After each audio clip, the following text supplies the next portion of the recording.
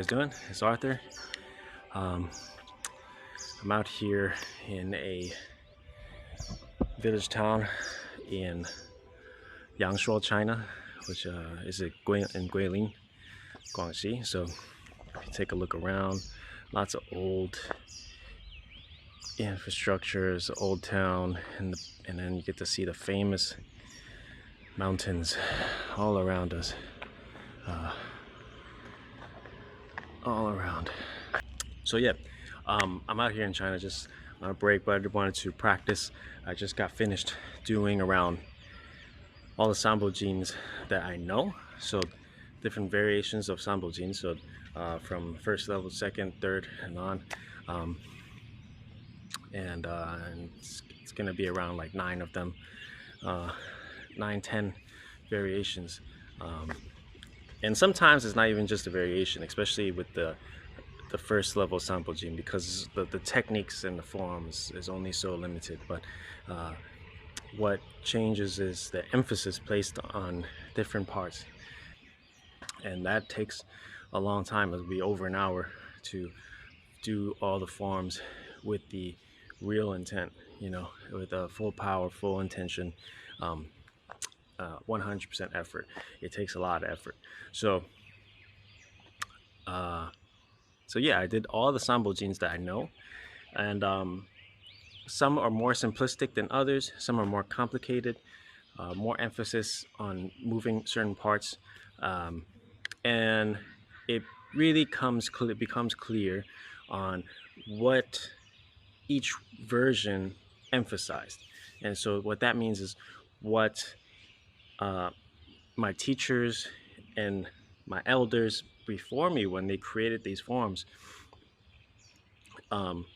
what they were focused on at that specific time period, right? So if you go back to my very beginnings, you know, my origins is from, my Kung Fu starts, the lineage comes from the 1950s, essentially. The very beginning of when you know, Yip Sir kind of established himself to teach Qigong. So during that time, you can see how the forms and the movement, it plays a little differently than later on in the years, you know. So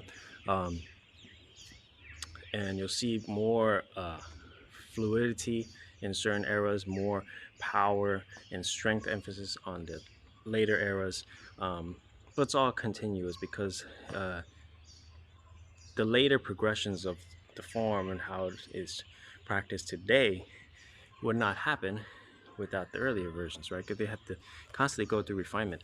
I think it's important to just understand that, you know, things aren't static all the time, right?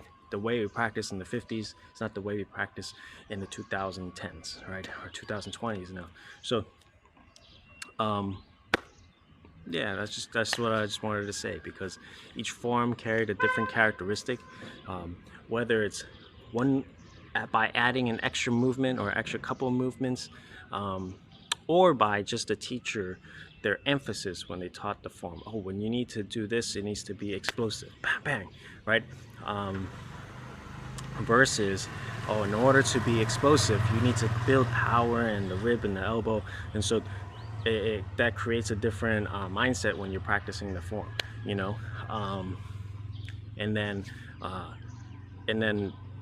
you know, you haven't even touched upon the Gong building aspect, the Qigong, Heigong aspect of the Sambo Jin, the forms. So like one is already, you know, I'm just only talking about power, but then building the Heigong aspects of the form, then, you know, you're going to start to place more emphasis, more time, more energy placed in different parts of their body, and as your energy and your Hei circulates, you know, before you start to just release and punch. So a lot of different aspects. You know, people think that it's only been one way this entire time, and it hasn't. I'm one of the versions of that, because I've learned different versions of the Sambo Jin, you know. So from 1950s all the way up until today. So there are so many different versions throughout the years from different teachers. So you know, it's all unity, peace, and love, brothers. So that's all. I just wanted to give my thoughts after practicing. So hope everyone's enjoying their day wherever you are. Peace and love. Peace. Happy training.